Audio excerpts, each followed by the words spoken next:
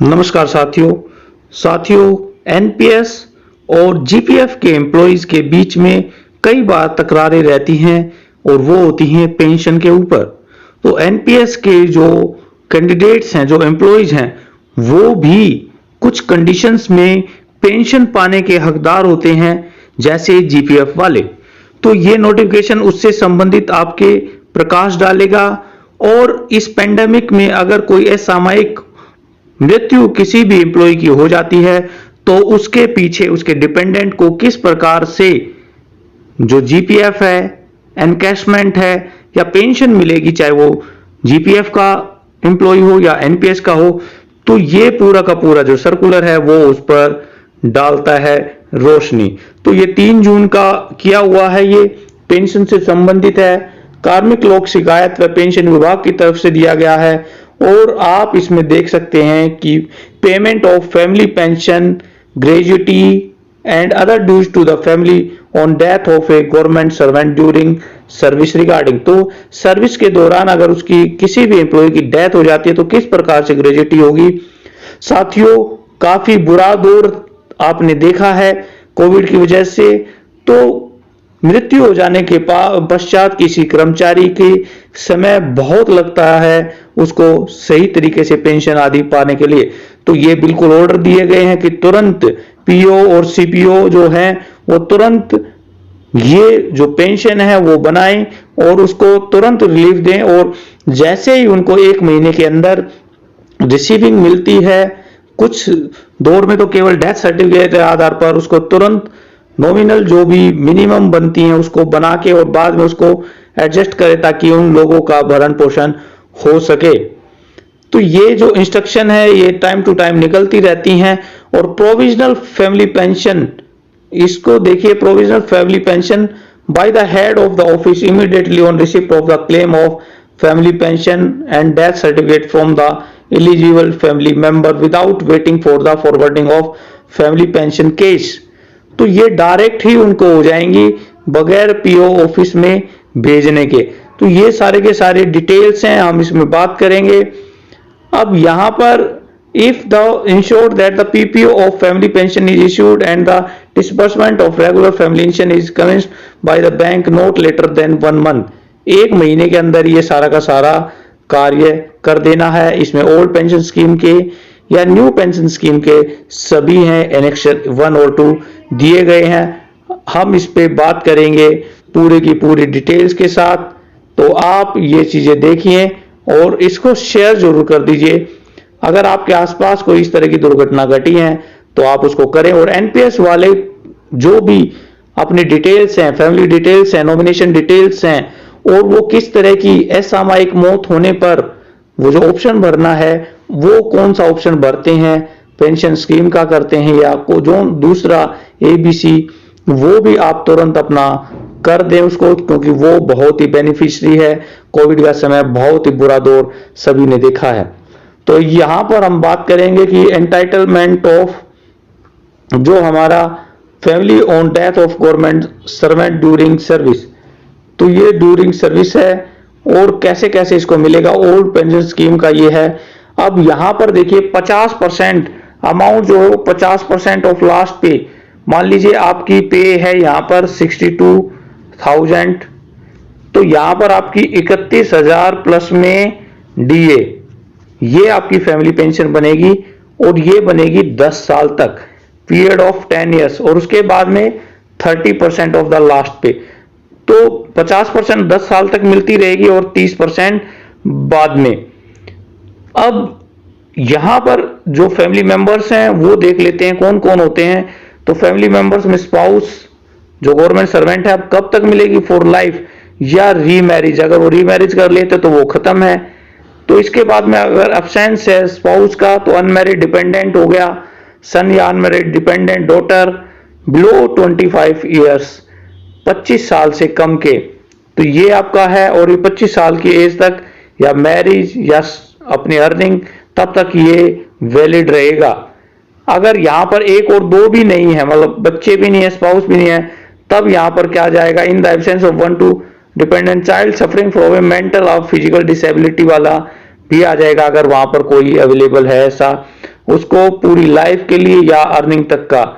अगर 1, 2, 3 भी नहीं है तो डिपेंडेंट को लिए unmarried, widow, divorce daughter without age limit या elder daughter shall be eligible. यहाँ पे बड़ी जो डॉटर है वो एलिजिबल होगी, या वो तो टिल मैरिज है या रीमैरिज है या अर्निंग है, इसमें उसको खत्म कर दिया जाएगा। अगर 1, 2, 3, 4 में अभी भी नहीं है तो यहाँ पर डिपेंडेंट्स मदर फर्स्ट पेरेंट्स को और पूरी लाइफ या earning of livelihood. In the absence of अगर कोई भी नहीं है तो यहाँ पर सिबलिंग को भी यहाँ पर लाया जा सकता है, अगर वो सफरिंग फ्रॉम मेंटल और फिजिकल डिसेबिलिटी है। तो ये सारी फैमिली हैं, डिटेल्स हैं, तो आप सभी अपनी जो फैमिली डिटेल्स हैं वो जरूर उसमें सेव करा दें, अपनी जो आपकी सर्विस बुक है।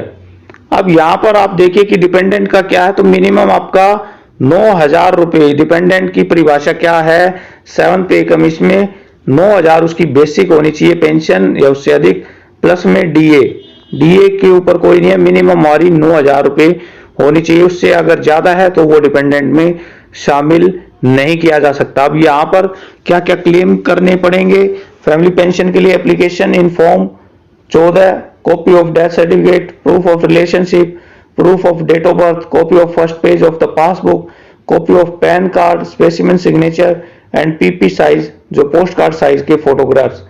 अब एचओडी भी यहाँ पे तुरंत सारा कार्य करेगा।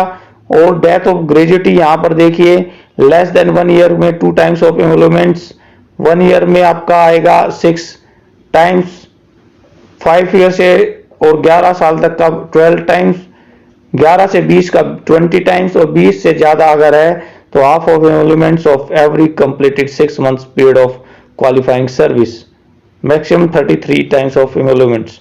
तो यहाँ पर जो ग्रेजुएटी है 20 लाख की होगी। एलिजिबिलिटी आप देख लीजिए, यहाँ पर वही है नॉमिनी के लिए, ज्यादातर जो ऊपर आपको बताए थे वही नॉमिनेशन के इसमें भी रूल्स लगेंगे। अब डॉक्यूमेंट्स भी रिक्वायर्ड है, एप्लीकेशन फॉर्म 12, यहाँ पर एप्लीकेशन 12 लगेगा।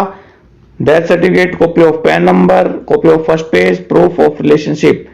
यहां पर भी जल्द से जल्द सैंक्शन प्रोविजनल डेथ ग्रेजुएटी की निकालेंगे, एचओडी जो है वो प्रोसेस करेंगे।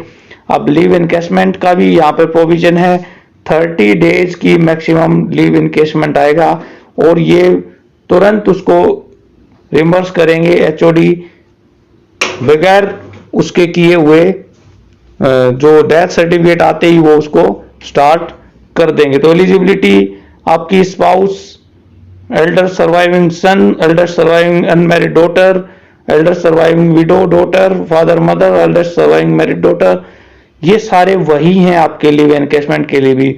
अब यहाँ पर जो एक हमारा जो 60 रुपए का जो एक कंट्रीब्यूशन कटता है, वहां पर भी जो ग्रुप अलग अलग ग्रुप वाइज वो होता है, तो 1,20,000, 60,000, 30,000 जो एलिजिबिलिटी है ABCD में, तो वहां पर उसके अकॉर्डिंग वो उनको मिलेंगे।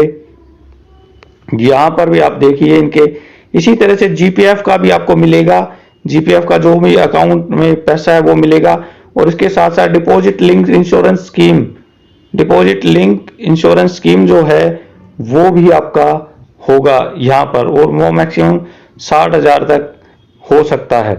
तो साथियों ये तो थे जीपीएफ के केसेस। अब एनपीएस के केसेस में पे इंटाइटलमेंट बनता है हमारा, अगर कोई अपनी जो सर्विस में एक्सपायर होते हैं और उन्होंने वहां पर उसको मेंशन किया हुआ है, तो फैमिली पेंशन यहाँ पर बिल्कुल वैसे ही बनेगा जिस तरह से फैमिली मेंबर्स को ऊपर बताया गया था।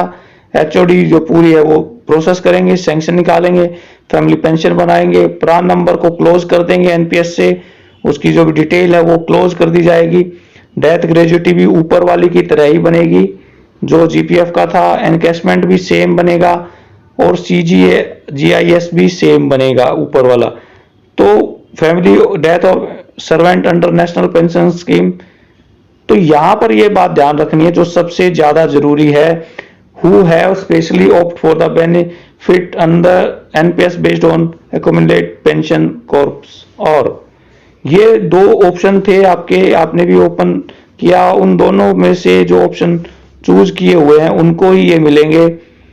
Case default option is old pension scheme, but there is no family member eligible for family pension under old pension scheme. तो ये सारे के सारे आपने देखने हैं। एनपीएस के जो कॉर्प हैं उनको ये ध्यान से देखना है।